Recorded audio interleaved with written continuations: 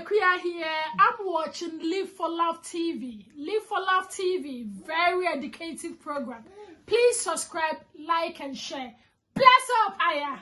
Hello everybody, my name is Caleb and you're watching Live for Love TV. Like, share and subscribe. Thank you.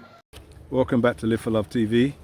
Today's the 26th day of the 3rd month of the 22nd year inside the 21st century. Hope everyone's doing well out there. Today, there's an old saying in Jamaica, not everything good for eat, good for talk.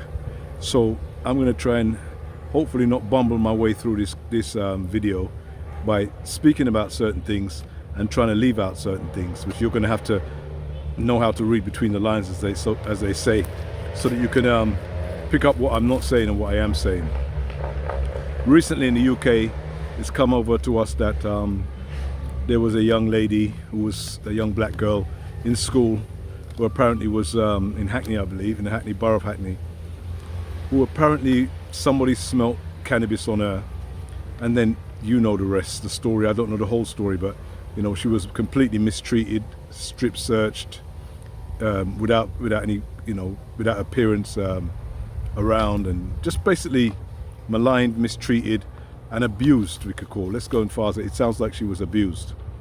Now, the reason I bring that up is because these things happen constantly, whether it's in the UK or the US, some of the big Western countries where black people supposedly are in better positions than they are in the developing countries. But there seems to be no coordinated leadership in any of these countries. Now, in the UK, I've heard people talking about it, but some of these people have been on radios, they've been on TVs, they've been in the system for 30, 40 years, and yet they've got no coordinated leadership.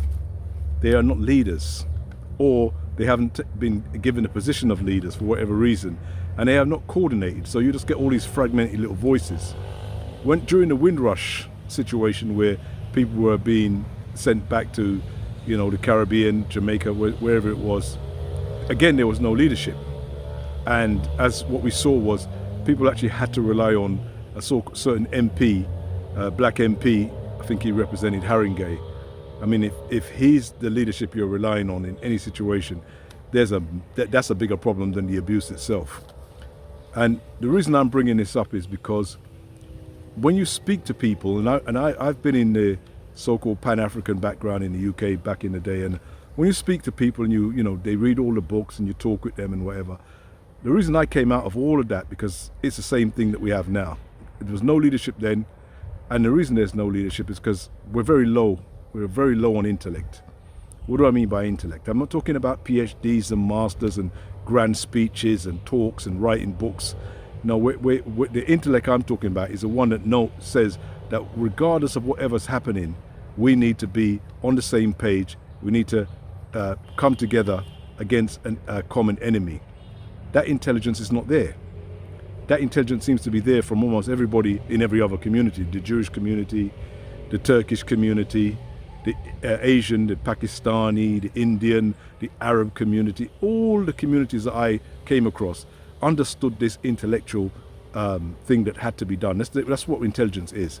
You're in a certain situation, it's not worth talking about your individual state. You have to get together collectively. But that certainly wasn't there back in the day, and it's still not there.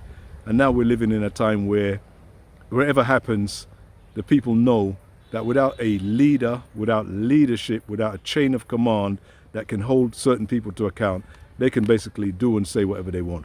Even if they agree that something has gone wrong, the people who have done the wrong, they're not going to be, you can't hold them to anything they say they're going to do. I don't care if it's the reports they did after Stephen Lawrence, inquiry.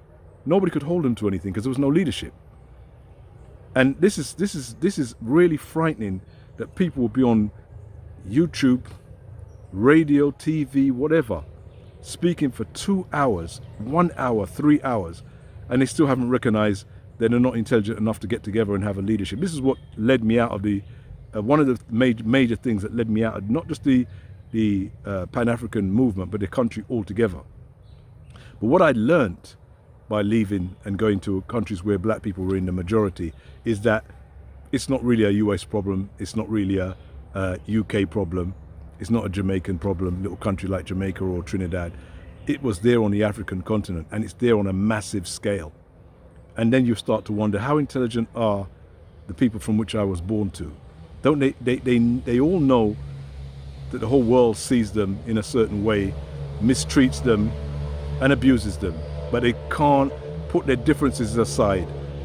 You know, they'll even say to you things like, well, you know, there are people out there who are causing strife between us.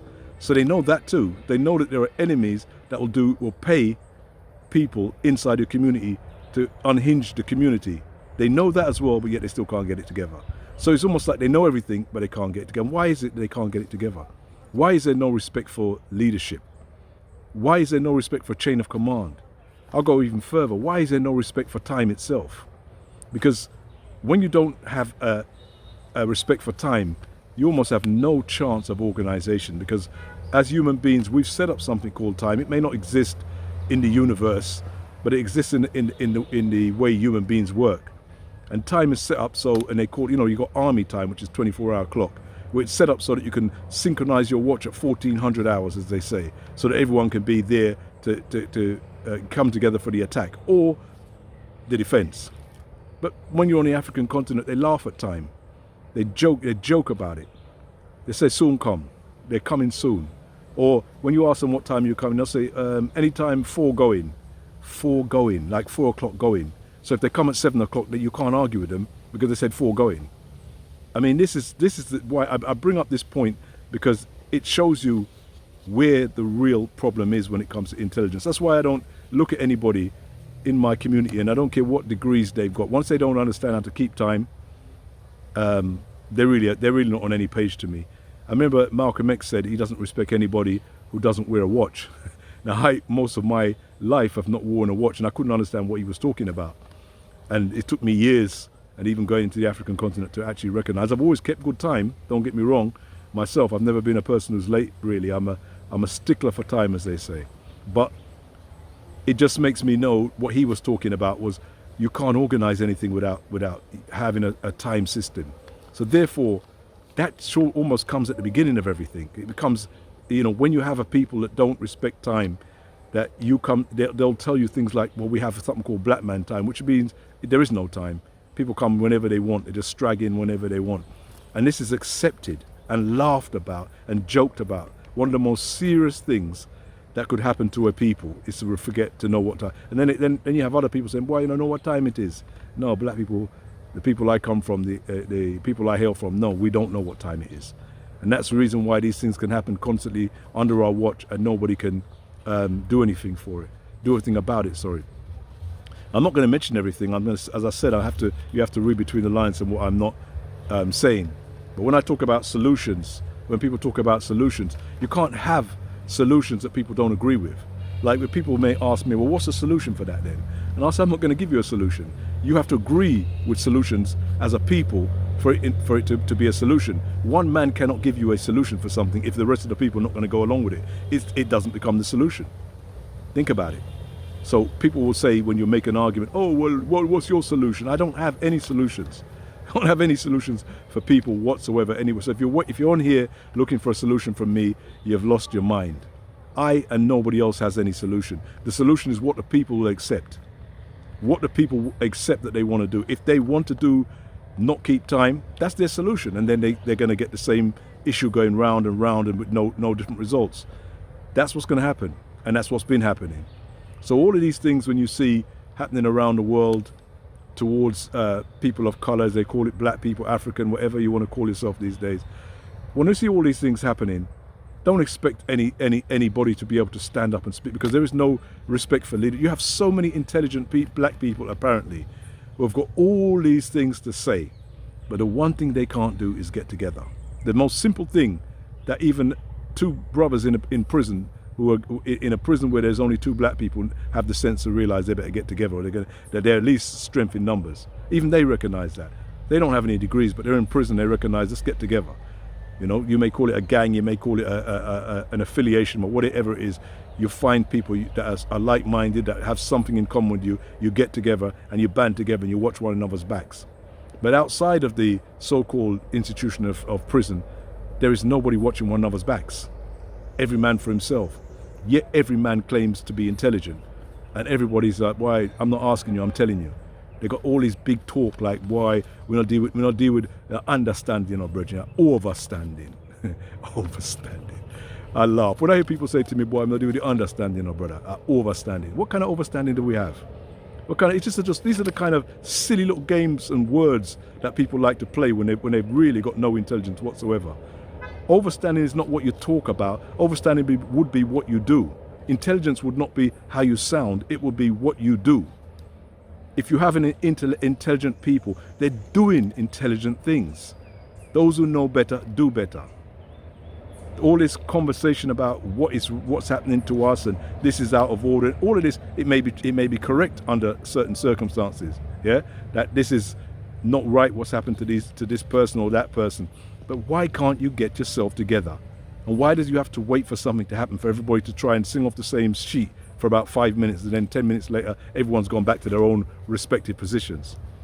Why is everybody so tied in to the house that they have, that they've purchased, or the car that they have, or the job that they had, and then leave our young people to suffer under these people that don't like them? And then when we make a little hoo-ha and ha-ha, maybe even a march if you're lucky, what's that going to do? It's not going to do anything. The people who have done these things to our people, they know exactly how far most of us will go. So I came out of it a long time ago. I recognized that this is ridiculous. You can't make a person be your friend. You can't make a person want to understand and stay around you and be together on the same page with you and work together with you. You can't make it. You could wish it, you can dream it, you can work for it, but it's not going to happen if they don't want it to happen. And there's going to come a time where maybe true intelligence will come into the community. And when that intelligence comes, what you'll see is the first thing, before they talk about degrees and talk about long speeches, the first thing they'll do is come together and bury their differences. Not to say they don't have differences, because every community that you see that's together has their differences, but they know the bottom line is they need to work together collectively. They've got strength in numbers. It seems like that the community I came from and I was born to, they'll never seems to, they never, in my lifetime, I don't expect to see it. I expect to be long down in the ground before that would ever happen. And I don't hold any hope for that. So I do what I do, and what I do is, like on Live for Love Tea, and I stay with the like-minded people, the few people who you can work with, work the best you can. If you've got 2 or 3 friends on the same page, you're unified, everyone's got one another back, just stick with them, do what you have to do. Forget about the massives of the community, because that's just going to waste your time. So absolute waste of time. You can see anywhere in the world. You can go to Nigeria, 200 million people. 200 million people. Where's the leadership? The true leadership? You just don't see it. I lived under governments who had their own aircraft carriers. What do you call it? Like let's say, for instance, a Ghana Airways or a Nigerian Airways or Jamaican Airways. You know, all of them collapsed. All of them. No leadership, no timekeeping, no respect for leadership, no respect for order. That is across the board. That has been going on for forever and a day. And in fact, Rudyard Kipling wrote a book. I think it was Rudyard Kipling. Don't quote me if I'm wrong, but if I'm right, quote me. But the white man's burden, when he was basically saying that we can't do nothing without him. Well, that we know is ridiculous. We can look in history and see that we've done many, many things without anybody, any other race or any other people. But we're a long way away from those days. That's the sad thing. We're a long, long way away from those days. You have to, when you look for the evidence, you have to go back a long, long way when we were doing that. And for the last hundreds, maybe 1,000 years, we've been in trouble. Our thinking has changed, and we don't respect our young people that have leadership skills. We respect our young people who can dance well. We respect our young people who can run fast. When we see that talent in a young person, when they're playing music or they're a good singer, we respect it. But if a young person is, especially on the continent of Africa, if they're 6 or 7 or 8 and they show some kind of leadership skills, we tell them to be quiet. You're a child. What do you know what you're talking about? How can you make a statement like that? We even think that they're witches. Must be some kind of witchcraft. Where other people call child geniuses, we call them witches. That's a fact. It's not a question this time. I'm asking you. That's a fact. That's how much the elders have lost their intelligence. They do not respect young people who would be our new and future leaders. So anybody who is going to be our leader will have to come off the continent and go into other countries so they can grow without this level of abuse, and maybe if they decide to come back into Africa and help out one day. But growing up in Africa, it was almost impossible. You would be deemed a witch for having too much knowledge, for knowing things that the adults don't know. That's the level we're at. But anyway, that was a little bit different from the regular Live for Love TV stuff. I had to get that off my chest, seeing what's going on, especially with this young lady in Hackney, back over in the UK, and what's been going on forever and a day, all the time. You hear it. This abuse, that abuse, and as usual, no leadership, no coordination, no respect for one another, and then we expect other people to respect us as a people. Take care. Live for Love TV. People, one step more.